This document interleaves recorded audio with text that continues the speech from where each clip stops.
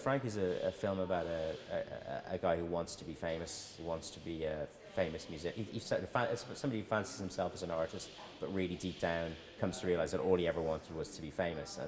And part of the film is told through, part of the story is told through his tweets and blogs and posts on YouTube. And this guy is very integrated into the whole digital world. He's big into the idea of marketing himself. So you have the guy himself, and then you have a kind of digital avatar, a social media avatar that he's created. And like all of our social media personae, it's a much more interesting version of him than the him that we would meet if we're walking down the street.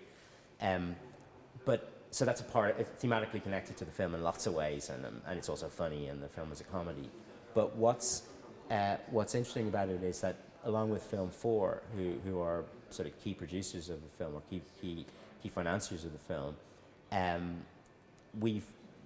it's been it's been a great excuse to build quite a sort of digital world around what is a movie that's going to be in the cinemas. But we also, okay, so John is tweeting, the character John is tweeting during the film. Well, we've had his Twitter account registered for 6 months.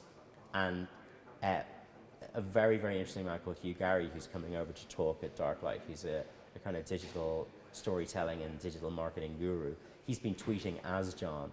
So we've got like big back catalogue of our guy's social media profile, which is seeded with stuff that's going to be relevant when you see the film, so that when you come out of the film, if you're interested and you start to follow or check out John Burroughs 83, which is the Twitter address, you'll get lots of extra material, and that's going to feed also into how the website works, how other digital elements work, so that the film has a lot of music in it. Well, you'll see versions of songs, you'll see pieces of material that were shot but not used in the film.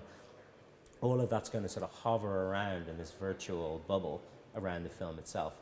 And so what we're doing is Hugh's coming over, and Anna Higgs, who's the head of digital at Film 4, she's coming over to give a kind of seminar, which I'm going to be involved in, which talks about how was that developed, how was it sort of taken out into the world, what was the strategy, and we'll just give people a sense of those possibilities that now exist, so that people who are making their own films or people who are just interested in this can come along and get a sense of how that works.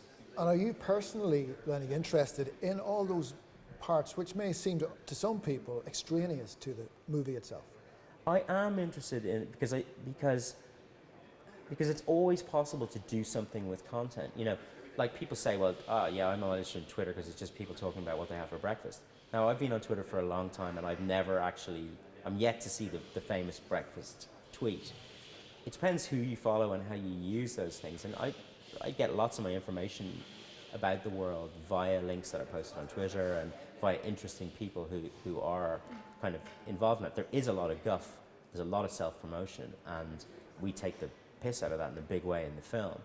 But all of these things can be used in more or less interesting ways. So the film stands alone. You don't need any of this to experience the film.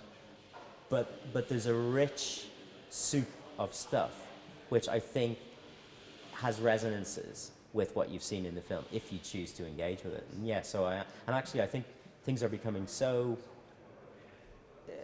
focused on that, and it's impossible not to. Well, one could choose to just ignore it, but I think it's more interesting to engage with it and try and do something that you feel is relevant.